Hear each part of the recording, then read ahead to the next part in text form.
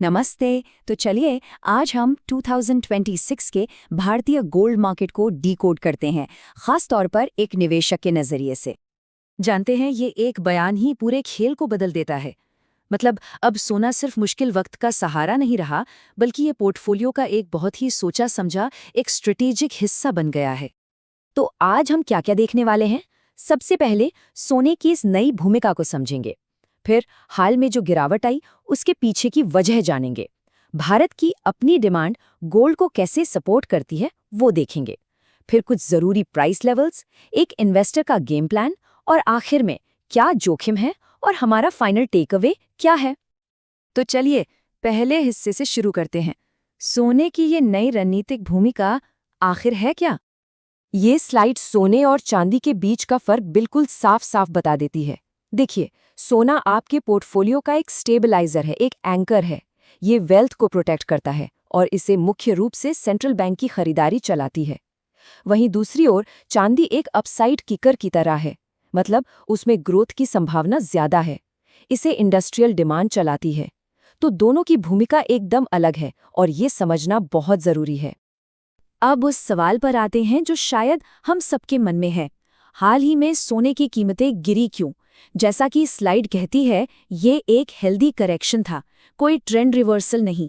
आइए इसके पीछे के कारणों को एक एक करके समझते हैं। पहला और सबसे सीधा कारण है प्रॉफिट बुकिंग। देखिए, जब सोना अपने लाइफ टाइम हाई पर पहुंचा तो जिन ट्रेडर्स ने पैसा बनाया था उन्होंने अपना प्रॉफिट निकाला। ये मार्केट का एक बहुत ही नॉर्मल साइकिल है। दूसरा कारण ग्लोबल था, अमेरिकी डॉलर का मजबूत होना। जब भी डॉलर मजबूत होता है तो ग्लोबली सोने पर दबाव बनता ही है। हालांकि अच्छी बात ये रही कि भारतीय निवेशकों के लिए इसका असर थोड़ा कम हुआ, क्योंकि कमजोर रुपए ने उस झटके को काफी हद तक सोख लिया। तीसरा कारण थोड़ा सा टेक्निकल है। कॉमेक्स, जो अमेरिका का एक बड़ा कमोडिटी एक्सचेंज है, उसने ट्रेडिंग के लिए मार्जिन की ज़रूरतें बढ़ा दी।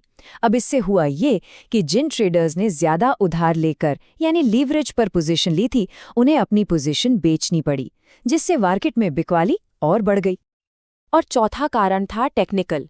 इंडिकेटर्स साफ दिखा रहे थे कि बाजार ओवरबॉट हो चुका है, मतलब बहुत ज़्यादा और बहुत तेज़ी से बढ़ गया था और उसे थोड़ा ठंडा होने की ज़रूरत थी। तो यहाँ पर सबसे ज़रूरी बात यह है कि ये सभी कारण शॉर्ट टर्म थे। ये सोने की लॉन्ग टर्म कहानी को बिल्कुल भी नहीं बदलते। तो अगर वो सब शॉर्ट टर्म फैक्टर्स थे, तो लॉन्ग टर्म में सोने को सपोर्ट कहाँ से मिल रहा है? खैर, इसका जवाब है भारत के अपने यूनिक डिमांड इंजन से। ये वो ताकतें हैं जो भारत में सोने की कीमत को लगातार मजबूती देती हैं। भारत में सोने की इस मजबूती के पीछे 4 बड़े कारण हैं। पहला, आरबीआई और दुनिया भर के सेंट्रल बैंक्स लगातार सोना खरीद रहे हैं। दूसरा, हमारी कल्चरल डिमांड, शादी ब्याह, त्योहार, बचत, इन सब के लिए सोना हमेशा से ही जरूरी रहा है। तीसरा, गोल्ड ईटीएफ और एसजीबीज जैसे नए इन्वेस्टमेंट प्रोडक्ट्स की पॉपुलैरिटी बढ़ रही है। और चौथा, और शायद सबसे अहम, रुपये की कमजोरी। अगर ग्लोबल मार्केट में सोना स्थिर भी रहे लेकिन रुपया कमजोर हो जाए तो एमसीएक्स पर सोने का दाम अपने आप बढ़ जाता है। चलिए अब सीधे सीधे आंकड़ों पर आते हैं। ये वो प्राइस लेवल्स हैं जिन पर 2026 में नजर रखनी है। ये किसी भी निवेशक के लिए एक रोड मैप की तरह काम करेंगे। पहले ग्लोबल मार्केट को देखते हैं। कॉमेक्स पर डॉलर में 4600 से 4700 का जोन एक बड़ा सपोर्ट जोन है।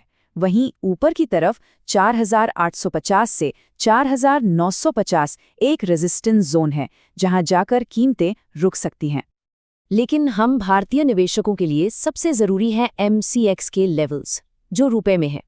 यहाँ पर 1,53,000 से 1,56,000 का जोन एक बहुत मजबूत सपोर्ट है। अगर कीमतें इस लेवल के आसपास आती हैं तो ये एक अच्छा एंट्री पॉइंट हो सकता है। ऊपर की तरफ 1,68,000 से 1,72,000 का टारगेट जोन है। और लॉन्ग टर्म का स्ट्रक्चरल टारगेट वो है 1,80,000 रुपए के भी पार। ये वो आंकड़ा है जो सोने के लंबे बुलरन की ताकत को दिखाता है। तो अब इन लेवल्स को ध्यान में रखते हुए एक निवेशक का गेम प्लान क्या होना चाहिए? देखिए, ये इस बात पर निर्भर करता है कि निवेशक शॉर्ट टर्म के लिए सोच रहा है या लॉन्ग टर्म के लिए। जो लोग शॉर्ट टर्म ट्रेडिंग करना चाहते हैं, उनके लिए एक सीधी साधी रणनीति है।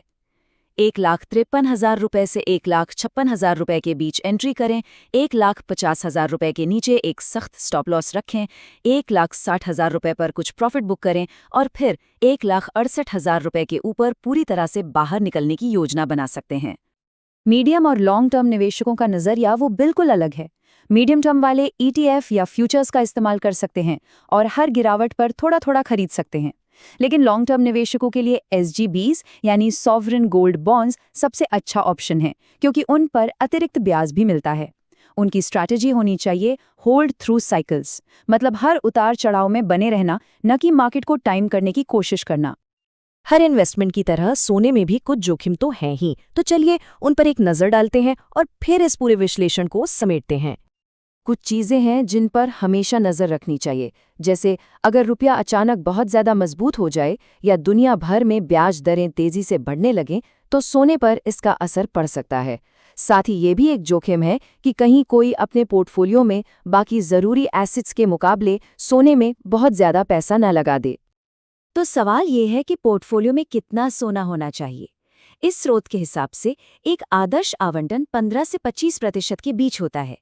याद रखिए, सोना तब सबसे अच्छा काम करता है जब वो आपके पोर्टफोलियो का एक हिस्सा हो, न कि पूरा का पूरा पोर्टफोलियो।